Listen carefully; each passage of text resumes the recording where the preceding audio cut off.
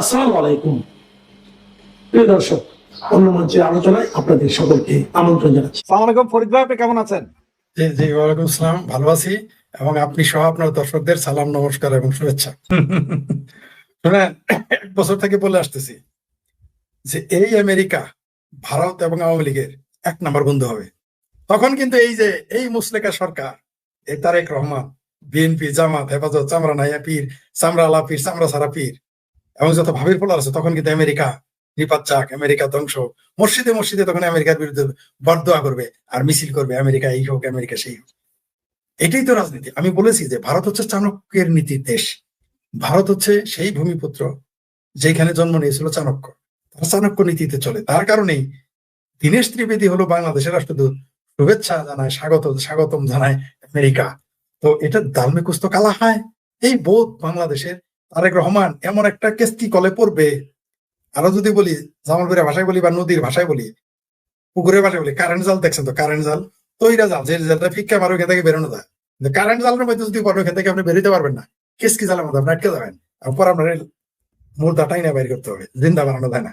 তো এই তারেক রহমান কারেন্ট জালের মধ্যে পড়ে গেছে, সোজা কথা কেসকি কলে পড়ে গেছে বা ফাড়া বাসের সিপাই পড়ে গেছে, সে বুঝতেই পারতেছে না। আপনি খেয়াল করেছেন, এই মুহূর্তে ভারত কিন্তু তাদের টুরিস্ট ভিসা দিয়ে ঘোষণা দিয়েছে 28 তারিখ থেকে দিবে, আর কয়েকদিন পরে। দীনেশ ত্রিবেদীকে কি করলো? তাকে মন্ত্রীর পদমর্যাদা দিল।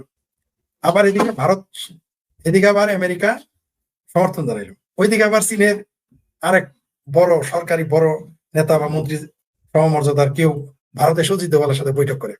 মানে ঘটনা কোন দিকে কি ঘটতেছে? এইদিকে আমেরিকা চেয়েছিল করিডোর, নাম দিয়েছিল মানে কি সহযোগিতামূলক করিডোর। চায়না সরাসরি করিডোর চেয়েছে, চায়নারে যদি করিডোর দেয় আমেরিকা বসে থাকবে? আবার আমেরিকারও যদি দেয়, ভারত আর চায়না বসে থাকবে? তারেক রহমান এমন কেস কি করলে, চীন যে গিয়েছে তার অবস্থা কিন্তু খারাপ হয়ে যায়। আমরা সর্বশেষ দেখেছি, আবারও খুব শীঘ্রই দেখবো। আর ভারতকে আরেকটা জিনিস বলি, ভারতের কিছু নীতি আমারও পছন্দের না। এরা এত স্লো, মনে হয় হোমিও ওষুধ দেয় যে 40 দিন পরে কাজ করবে, কিন্তু কাজটা কিন্তু করে। তারা এমন ডোজ দিয়ে দেয়। দেখেন পাকিস্তানকে বিনা যুদ্ধে, কোনো বিমান হামলা নাই, বোম ফোটানো নাই, গুলি নাই, একটা বুলেট খরচ নাই, পাকিস্তানকে সারা পৃথিবীতে ভিকারিস্তান নামে একটা দেশ কি চিনে, সেটা হলো পাকিস্তান।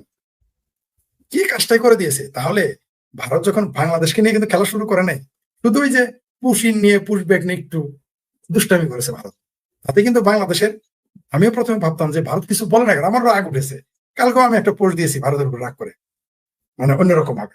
আমাকে ভারত থেকে কয়েকজন বয়স্ক মানুষ আমাকে, এবং তারা বিজ্ঞ মানুষ, গবেষক, প্রত্যেকের বয়স 75-এর উপরে, 80-র কাছাকাছি।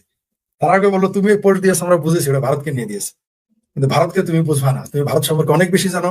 আমাকে ওই লোকগুলো আবার ভারত গবেষক মনে করে, মানে সেই বিজ্ঞ ব্যক্তিগুলো, তাদের সাথে আমার আলোচনা হয়, তখন তারা বলে তুমি তো ভারত গবেষক হয়ে গেছো, আমরা তো ভারত সম্পর্কে কিছু জানি না। উনি বললো, সরি আজকে সকালে বলেছে, রাতে না, সকালে মানে তো 11টার পরে, বললো যে ভারত কি করবে সেটা তুমি ফাইনালি জানতে পারবা না। ভারত এমন ভাবে এগোবে, যদি মনে, যেমন মাকড়সার কয় পা, আমি বললাম 8 পা নাকি কত পা, কয় রকম, তুমি 2 পা আলা মানুষ হয়ে তাকে নিয়ে চিন্তা করতে পারো না। ভারতের শত্রু বাংলাদেশ, ভারত বাংলাদেশকে শত্রুই মনে করে না, কারণ জানে তার কিছুই করতে পারবে না, কিন্তু ট্র্যাপে পা দিবে না। আমি বলেছি যে ভিসা কেন দিল স্যার? উনি বললেন না, ভিসাটা দেওয়া এটা একটা টোপ।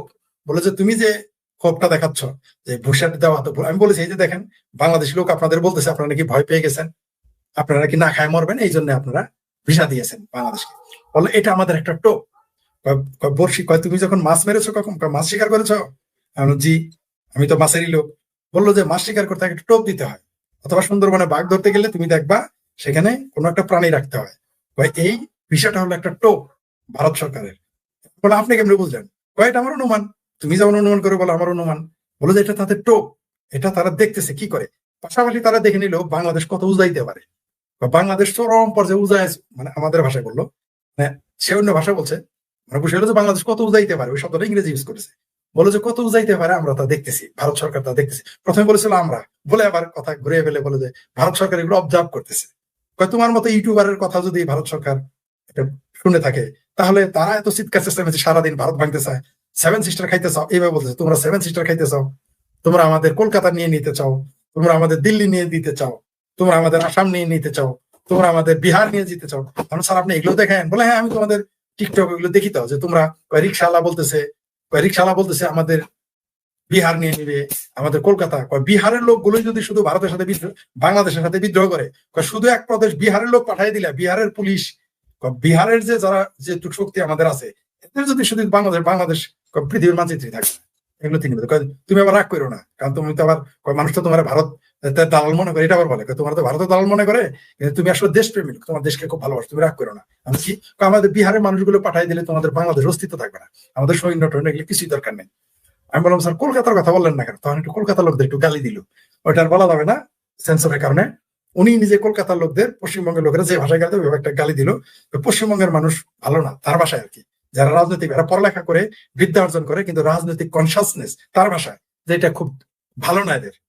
তারপরের অংশগুলো বলা যাচ্ছে না সঙ্গতার কারণে। তাই বলছে বিহার কিন্তু কম শিক্ষিত এলাকার দেশ, বিহার যে অঞ্চল কম শিক্ষিত, অথচ বলছে যে বিহার প্রদেশই যথেষ্ট। তো আপনি যেটা বললেন ভারতের কূটনীতি আসলে জটিল, পরে ভাবলাম তাই তো, যে ভারতকে সারাদিন গালি দিচ্ছে, আমি কেন ভারত কেন আমাকে সারাদিন গালি দিতেছেন, তারপর আমি আপনার ভাইস্তারে দাওয়াত দিতেছি, আমি আপনার ভাগ্নের, আপনি আমার সারাদিন গালি দিতেছেন, আপনার পোলা, আপনার বউ, আপনার পোলার বউ আমার গালি দেয়, আর আমি আপনার ভাইস্তা ভাগ্নের দাওয়াত দেয় না, রুই মাছ খাওয়াই, পাঙ্গাস মাছের পেটি খাওয়াই, তাহলে এটা একটা আরো মারাত্মক ট্র্যাপ না এটা আপনার জন্য? তো এইরকম এই বিষয়টাও নাকি একটা ট্র্যাপ তাদের ভাষায়, ব্যবসা বাণিজ্য একটা ট্র্যাপ। তবে আমরা নাকি ডিসেম্বরের মধ্যে আমাদের দেশে অনেক কিছু ঘটবে, এবং তার ভাষায় আমার ভাষায় না, এটা আমিও বিশ্বাস করি তিনি যেটা বলেছেন, যে ভারত যখন বাংলাদেশকে নিয়ে কোনো স্টেপ নিবে, না এটা ভারত বাংলাদেশ বুঝবে, না বাংলাদেশের যারা পৃষ্ঠপোষক তারা কেউ বুঝতেই পারবে না ভারত কখন কি সিদ্ধান্ত নেবে। তাই যদি বুঝতো তাহলে তো রক্ষাই করতে পারবে।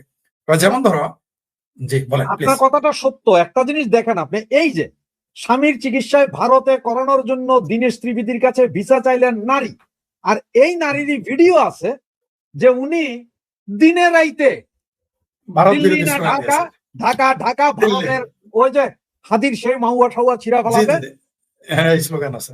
হ্যাঁ না আমার না, ওনার কথা প্রথমে আমি রাগ করেছিলাম, গুসা করেছিলাম, বা আমি বললাম যে ভারতে তো ওর ভুল কেমন করলো, এমনকি কালকে একটা ইনডাইরেক্ট আমি পোস্ট দিয়েছি, কিন্তু দেখি না ওনার কথা ঠিক আছে, দেখেন এই যে জামা, আপনি যে ছবিটা দেখালেন, এর ছবিটা তো আমরা দেখতে পারতাম না, এর মুখোশটা আমরা দেখতে পারতাম না। আরেকটা ঘটনা ঘটবে, সেটা আমি হয়তো বেশি বেশি দেখাবো। অর্থাৎ আমার একটা লোক রেখেছি আমি, যে 28 তারিখ থেকে, মানে যেই দিন শুরু করবে যাওয়া, আমি যশোরে লোক ফিট করেছি, তাকে বেতন দিব, বলছে আপনাকে আমি বেতন দিব। আপনাকে একটা দৈনিক একটা মানুষের একজনকে ভিডিও যে তোমার বেতন কত, সে বলছে তার বেতন প্রতিদিন বাংলাদেশি টাকা 600 টাকা। আমি বলছি তোমার আমি 700 টাকা দিব। তোমার কাজ হইলো সকালবেলা যে 7টা থেকে রওনা দিবে বিকাল 5টা পর্যন্ত, 5টা পর্যন্ত যত বাংলাদেশি লোক যাবে ওগুলো ভিডিও করে করে আমার কাছে পাঠাবা, বেনাপোল বর্ডারে, ঠিক আছে, যেগুলো আমাকে ভিডিও করে পাঠাবো। বললো তা শুধু বলো যে স্যার আমার তাহলে দুপুর একটু খাবার দিয়েন, তাহলে আমি ঠিক আছে, আর 100 টাকা দিব, তোমার 800 টাকা দিব। বলো স্যার আমার চাকরি কতদিন? আমি বললাম তোমার এই চাকরি যতদিন ভিসা চলবে ততদিন, প্রতিদিন আমার ভিডিও করে দিবা, তুমি আমার রেকর্ড করে দিবা, আমি এগুলো দেখাবো যে এই যে কারা কারা ভারত, কারা কারা ভিসা, কারা কারা স্লোগান দিয়েছে হাতির মতো, যে হাতি মাতি ছিঁড়ে ফেলবে ভারতের, দিল্লি না ঢাকা, একেবারে লাইভ এগুলো আমি দেখাবো, আপনার চ্যানেলেও সপ্তাহে 1 দিন 2 দিন দেখাবো। জি, তবে একটা শর্ত আছে, ওই যে 800 টাকার মধ্যে 100 টাকা আপনার দিতে হবে। অবশ্যই অবশ্যই। আচ্ছা ঠিক আছে। আমি একটা ঘটনা করছিলাম, আমি ফোন দিছিলাম ভারতীয় এম্বাসিতে, তারে বললাম যে আমি আমার ওয়াইফ বাচ্চারা সব ভারত যাইতে চাইতেছি। তো আমার কাছে প্রথমে বলা যে ফর্মটা ফিল আপ করতে, আমি বললাম আগে ইনফরমেশন দে, আমাদের পাসপোর্ট হচ্ছে যে ফ্রেঞ্চ পাসপোর্ট, তাহলে তো তোদের লাগবে না, ভিসা লাগবে না, ফ্রেঞ্চ পাসপোর্ট। আমি যে আমার পাসপোর্টে কিন্তু জন্মস্থান বাংলাদেশ লেখা আছে, তাহলে 3 সপ্তাহ লাগবে, চেকিং হবে। আমি আমার ওয়াইফের বাংলাদেশি পাসপোর্ট, ওইটা একটু ডিফিকাল্ট। আমি যে কেন বাংলাদেশের জন্য ভিসা ওপেন করে দিছে না? ওপেন করে দিছে, তোর ওয়াইফেরটা 3 মাস আগে জমা দিয়া দিস।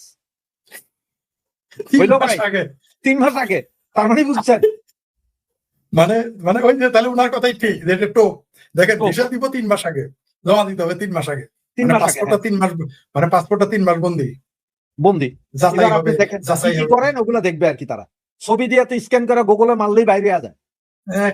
অদ্ভুত। হ্যাঁ এটা আমি জানতাম না। শুধু তাই না, আমি তো মানে খুব নিজেকে নিরাপদ রাখার জন্য অনেক, জানেনই তো, অনেক সব ফোনে পান না, আমি তো আমার ফোন রেখে আমি তো বাটন ফোন নিয়ে যাই যাতে কেউ খুঁজে না পায়। পরে আমাকে একজন বললো এই ভয়ের কারণে, বলে তুমি তো টেকনোলজি বুঝো না। আমি বলছি কেন? তোমার ফোনটা চালু থাকলে তোমার খুঁজে পাওয়া যাবে, তুমি পৃথিবীর কোন অবস্থানে আছো, কোন পয়েন্ট আছো, তুমি কোন জায়গায় আছো, এটা আমি মার্কিং করতে পারি। আপনি তুমি অপেক্ষা করো, পর আমার পার্সোনাল নাম্বার যেটা আপনাদের কাছে নেই সেটা দিলাম। উনি আমাকে আধা ঘন্টা পরে ছবি সহ পাঠাইলো, তুমি এই এলাকায় এই অবস্থান আছো। সত্যি সত্যি উনি আমার 1/2 কিলোমিটারের মধ্যে বের করে ফেলছে, একটা ব্যক্তি, গোয়েন্দা সংস্থা লাগে না। তাহলে যারাই যে ভিসা চাইবে তাদের ছবিটা নিয়েই তাকে গুগলে দিবে, ফেসবুকে। তবে একটা কাজ করবে, যারা দেখবেন যে যারা দেখবেন ভারতের ভিসা চাবে, এই যে আমাদের ভাবির পোলারা এবং যারা জামাতি হেফাজতি, তারা করবে কি তাদের ফেসবুক আইডি ডিজেবল করে রাখবে। হ্যাঁ, এটা ডিসেবল ডিজেবল করবে, তার মানে কি, তার মানে আর ভিসাও দিবে না। ফেসবুক কোথায় তোমার? সোশ্যাল মিডিয়ার কোথায়? ফরিদ ভাই, আজকে একটা জিনিস, সেটা সব এখন লোকজন কমেন্টস দিচ্ছে, এই যে তুরাগের ঘটনা, তুরাগ ট্র্যাজেডি। তুরাগে বিএনপি জামাতের 85 7 নেতাকর্মীকে হত্যার পর নদীতে নিক্ষেপ, মিলল 3 লাশ, বাকি 4 লাশ এখনো নিখোঁজ। মানে এটা আপনার 22 তারিখে মিছিল শেষে বাড়ি ফেরার পথে 7 জন ছাত্রলীগ, আওয়ামী লীগ, ছাত্রলীগের কর্মীকে হত্যা করা হয়েছে। 3 জনের লাশ এই পর্যন্ত পাওয়া গেছে, আজকে সকালেও 1 জনের লাশ পাওয়া গেছে। বিষয়টাকে কিভাবে দেখছেন? এখন আমরা মানে এটা এখন যদি আমাকে দেখতে বলেন, তাহলে এখন যদি বললে কইলে মায় মার খায়, না কইলে বাপে এটা খায়। যারা হিরো আলমের সর্দি হইলে উষ্টা খায় পড়লে বিবৃতি দিত, তারা কোথায় এখন? সেই দেশ, সেই এম্বাসি, সেই রাষ্ট্রদূত, সেই মানবাধিকার সংস্থা, বাংলাদেশের মানবাধিকার সংস্থাগুলো এখন কোথায়? এই যে এরা মারা গেল, আপনি যেটা দেখতেছেন, এটা তো একটা চরম নির্মমতা। আবার আজকে আর একটা লাশ দেখলাম, বিভৎস হত্যা করা হয়েছে। এবং আপনি জানেন যে যারা ছাত্রলীগ করে, তাকে না পেলে তার বাবা মাকে তুলে নিয়ে যায়। এমনকি তার মা, আমরা নিউজ পেয়েছি, পত্রিকায় এসেছে যে মাকে না, ছেলেকে না পেয়ে নামাজরত অবস্থায় মাকে মেরে ফেলেছে, তার মাকে। আমরা দেখেছি যে আপনি যদি আওয়ামী লীগের নেতা হন, বা আওয়ামী লীগের নেতা যদি আমি হই, তাহলে আমার সন্তানের উপর টর্চার হচ্ছে। এটা বাংলাদেশে হয়েছে, আমরা দেখেছি। তো এরা তো এটা করবেই, কারণ তারা 23শে জুন তাদের জন্য কত ভয়াবহ ছিল, কত ভয় ছিল, যে নেটো বাহিনী ছাড়া সব তারা রাস্তায় নামিয়েছে। পুলিশ, বিজিবি, আনসার, যৌথ বাহিনী, মানে আপনার আরো যারা আছে, আর্মি, সবই তারা নামিয়েছিল। পাশাপাশি আমার ভাবির পোলারা ছিল, জামাত ছিল, হেফাজত ছিল, চামড়া নাইপির ছিল, চামড়া সারাপির ছিল, তারপর বিএনপি ছিল, ছাত্রদল ছিল, সবাই ছিল। তো তারা তো এগুলো ঘটাবে। এই নির্মমতা এখনই শেষ নয়। আমরা হয়তো বাংলাদেশের মুক্তিযুদ্ধের পক্ষের মানুষ এবং আওয়ামী লীগ অবশ্যই ক্ষমতায় যাবে, ফিরে আসবে বাংলাদেশ, তারা আগের বাংলাদেশ তারা ঠিকই থাকবে, আসবে, কিন্তু অনেক মূল্য দিতে হচ্ছে। এই 7টি লাশ আরো কয়দিন পর আমরা পাবো, যেহেতু 7 জন নিখোঁজ, এই লাশগুলো, সেগুলোর মূল্য দিতে হচ্ছে আমাদের। তবে এগুলো মানুষ মনে রাখতেছে। এরকম নির্মমতা এটা তো নতুন না ভাই। একজন আওয়ামী লীগ করার কারণে তার স্ত্রীকে 1টা বছর যাবত ধর্ষণ করতেছে। আপনি কি এই 7টা লাশের চেয়ে কম মনে করেন? আপনি বলেন যে একটা নারী 71 সালেও কিন্তু ধর্ষণ একবারই করতো বা 2বার করতো পাক বাহিনীরা, তারপরে কিন্তু আরেক সাইডে চলে যেত বা আরেকজনকে ধরতো। আর এই স্বাধীন বাংলাদেশে আওয়ামী লীগ করার অপরাধে আওয়ামী লীগের নেতার বউকে 1 বছর ধর্ষণ করেছে ছাত্রদল নেতা। আপনি এটাকে কি ওই হত্যার চেয়ে কম মনে করেন? এটা কত বর্বরতা, যেটা পাকিস্তানের সেই 71-এর বর্বর সময় ঘটে নাই। তো এরকম হত্যা চলছে, আরো চালাবে, আরো নির্মমতা দেখাবে। তবে একটা জিনিস দেখলাম, বাংলাদেশ আওয়ামী লীগ, এতে বোঝা যায় যে 71-এ আওয়ামী লীগের উপরে কি কি ঘটেছে। মানুষ এগুলো দেখুক, মানুষ জানুক। কিন্তু আমার দুর্ভাগ্য, এবং কখনো কখনো আমি স্তম্ভিত হয়ে যাই এবং বোকা হয়ে যাই, যে এখন আর সেই মানবাধিকার কর্মী, নেতা, বুদ্ধিজীবী, সাংবাদিক, তাদের আর বিবৃতি দিতে দেখি না। বরং এটাকে তারা পিকনিক করতে গিয়ে মরছে, নৌকা ডুবি মরছে, এগুলো তারা বলার চেষ্টা করতেছে। এদের পক্ষে তো সবই সম্ভব। আপনি জানেন যে এরা যদি 500 একে যায়, তখন বলে যে নবীর বউয়ের নামে তো বদনাম ছিল, মানে নবী বানায় ফেলাইছে। অর্থাৎ মামুনুল এখন নবী হয়ে গেছে, মামুনুলের বউ এখন আয়েশা, বিবি আয়েশা হয়ে গেছে। কত বড় হারে হারামজাদা বলে, এগুলো বলতে পারে। আবার দেখেন ছাত্র শিবিরের এক নেতাকে রক্ষা করতে তারা কি বললো, যে আল্লাহ নবীরা, নবী না শুধু নবীরা, সাহাবিরা মানে বহু বছর, যে এরা নিজেরাও আরেকজনের বউ নিয়ে চলে যেত, বলতো বউ দিয়ে দাও। মানে এরা নিজেদের স্বার্থে আল্লাহর নবী, আল্লাহর সাহাবি নিচে নামায় আনে। এরা নিজেদের লাম্পট্য ঠিক করার জন্য, বৈধতা দেওয়ার জন্য নবীর সাথে তুলনা করে। কয়দিন পরে এরা আল্লাহ খুদার তুলনা করবে, কোনো সন্দেহ নেই। এদের পক্ষে সবই সম্ভব। মিথ্যা কথা না বললে তো আপনি জামাত হইতেই পারবেন না, আর ঠাড়া বড়া মিথ্যা না করতে পারলে তো আপনি জামাতের নেতা হইতে পারবেন না, আর ঠাড়া বড়া মিথ্যা কথা জামাতের চাইতে বেশি মিথ্যা কথা না বলতে পারলে তো আপনি বিএনপি হইতে পারবেন না। তো এই যে দেশে যে নির্মমতার কথা আপনি বললেন, এটা আসলে অসহ্য। মানে এটা যদি আমার দুশ্মনের ওই পরিণতি করে কেউ, আমি এটার বিরোধিতা করবো। আমার দুশ্মনকে কেউ যদি পানিতে এইভাবে ডুবিয়ে মারে, এটা আমি অ্যালাউ করবো না, আমরা করবো না। এই ধরেন আওয়ামী লীগ ক্ষমতায় আসলো, ছাত্রলীগ যদি এইভাবে ছাত্র দলের লোকদের পানিতে চোবায়, আমি বিরোধিতা করবো। আমরা এটা মানবিক মানুষ, আমরা এটা মেনে নিতে পারবো না। তাহলে এখন কিভাবে পারবো? আমরা কিভাবে পারবো? আমাদের শুভাকাঙ্ক্ষী, আমাদের পক্ষে, মুক্তিযুদ্ধের পক্ষে আওয়ামী লীগের মানুষ এইভাবে নির্মমভাবে হত্যা করে, এটা আমরা কিভাবে মেনে নিব? তবে একটা জিনিস বলি, এই নির্মমতা এটা এত ভয়ঙ্কর রূপে ফিরবে, এই নির্মমতার প্রতিশোধ আমরা চেয়েছিলাম, আওয়ামী লীগেরও চেয়েছিল, যদি আমি বিশ্বাস করি নাই। আওয়ামী লীগ চেয়েছিল যে তারা স্বাভাবিক গতিতে ফিরবে নির্বাচনে, অর্থাৎ নদী তার সাধারণ গতিতে ফিরবে, নদীর জল। কিন্তু আমি শুরুতেই বলেছিলাম আওয়ামী লীগকে স্বাভাবিক গতিতে ফেরানো যাবে না, ফিরতে দেবে না, এগুলো তার সিমটম। এরা কি করতেছে জানেন? ছাত্রলীগকে, আওয়ামী লীগকে, যুবলীগকে, কৃষক লীগকে, শ্রমিক লীগকে, তাঁতি লীগকে, আওয়ামী যুব মহিলা লীগকে এরা বিপ্লবী বানিয়ে ফেলতেছে। এইভাবে তারা আর এই যে আজকে 7 জন মারা গেছে, প্রতি মাসেই 10-12 জন করে মেরে ফেলতেছে। তারপর নির্যাতন নিপীড়ন তো সেটার হিসাব নাই। ঘর বাড়িতে দাঁড়ে দাঁড়ে গিয়ে দেখতেছে আওয়ামী লীগ বাসায় আছে কিনা। আপনি দেখেন পুলিশ দেখতেছি যে বাড়িতে যাচ্ছে, যে মা বাবাকে গালাগালি করতেছে। রাজনীতি করার জন্য গালাগালি। বাংলাদেশের কোন ঘর আছে যে আওয়ামী লীগ করে না? কোন গ্রাম আছে আওয়ামী লীগ করে না? কোন গলি আছে আওয়ামী লীগ করে না? কোন শহর আছে হাজার হাজার আওয়ামী লীগের নেতা করবেন? আপনি কয়জনকে ধরবেন? তবে বাংলাদেশ আওয়ামী লীগকে এরা বিপ্লবী বানিয়ে ফেলতেছে। এবং যখন আপনি বিপ্লবী হয়ে ফিরবেন, তখন কিন্তু দেশে এটা রিভেঞ্জ হয়। বিপ্লব মানে কি? রিভেঞ্জ। এরা কিন্তু তখন রিভেঞ্জের মুখোমুখি হবে। এরা কিন্তু বুঝতেছে না, জামাত তো বদমাই সাদার কথা বাদ, কিন্তু বিএনপি এরা কোথায় যাবে? জামাত তো পালিয়ে যাবে। জামাত তো হয় আওয়ামী লীগে যোগ দিবে, আওয়ামী লীগে যোগ দিবে, আমরা পালাই যাবে। কিন্তু বিএনপি কোথায় যাবে? আর আওয়ামী লীগ তো, জামাত তো অর্ধেক এখনো গুপ্ত। এখনো তো জামাত অর্ধেক গুপ্ত, আমরা জানি। জামাত এখনো কিন্তু আত্মপ্রকাশ করে নাই। তাদের অর্ধেক লোক বিএনপিতে ঢুকে আছে, কিছু লোক এখনো আওয়ামী লীগ আছে, আর অনেক লোক এখনো আত্মগোপনে আছে। প্রকাশ্যে তারা কিছু এসেছে। আমরা দেখেছি ছাত্রলীগ করা লোক এখন ছাত্র শিবিরের নেতা, দেখেছি না আমরা? যে বলতো, যেমন বিএনপির মালয়েশিয়া কি ব্যারিস্টার ভুয়া ফেকু, সে দেখেন জামাত। বিএনপির চেয়ারপারসনের উপদেষ্টা মেথর আখতারুজ্জামান জামাত। কোথায় যে জামাত নাই কিভাবে বুঝবো? আমরা কিভাবে বুঝবো যে জামাত, তারেক রহমানের আশেপাশে জামাত নাই? কিভাবে বুঝবো আমরা? আমরা তো বুঝতে পারতেছি না। তো এই যে বিভৎস রূপটা আপনি দেখালেন, যে এই যে পানিতে ডুবিয়ে মেরে ফেললো, এটা চরম বর্বরতা, অমানবিকতা। এখানে কোনো বিবৃতি নাই, কিন্তু এর প্রতিশোধ হবে ভয়ঙ্কর। আমিও চেয়েছিলাম ছাত্রলীগ, আওয়ামী লীগ, যুবলীগ বিপ্লব হয়ে ফিরুক। আমার মনে হয় আমার কথাটি সত্য হতে যাচ্ছে। আওয়ামী লীগ, ছাত্রলীগ, যুবলীগকে স্বাভাবিকভাবে আসতে দিবে না। এই বিএনপি, জামাত আর ভাবির পোলারা বিপ্লবী ভাবে আসতে বলতেছে। আমিও চাই বিপ্লবী হয়ে আসুক, তাহলেই দেশের মঙ্গল হবে, আওয়ামী লীগের মঙ্গল হবে, ছাত্রলীগের মঙ্গল হবে, দেশের অর্থনীতির মঙ্গল হবে। জি ফরিদ ভাই, আমাকে একটা দর্শক আমাকে একটা কমেন্টস করছেন। উনি লিখছেন যে আমার পেছনে কেন ফ্রান্সের এবং ব্রিটেনের 2 দেশের পতাকা? ভাই, আমি ফ্রান্সের পতাকা রাখলে ওই ফরিদ ভাই বলে যে যেহেতু আমি পিনাকিয়ার ইয়ের পাশাপাশি থাকি, আদম ব্যাপারী ইউনিসের প্রতিবেশী। হ্যাঁ, এই জন্য ভাই 2 দেশের পতাকা রাখছি। কারণ হচ্ছে ফ্রান্সের, আমার পাসপোর্ট ফ্রান্সের, বাচ্চাদের জন্ম ফ্রান্সে, কিন্তু ওরা আবার পরে এখানে এসে পাসপোর্ট নিচ্ছে, সুতরাং এই জন্য 2 দেশের পতাকা রাখা হয়েছে। এটা হচ্ছে মূল কাহিনী।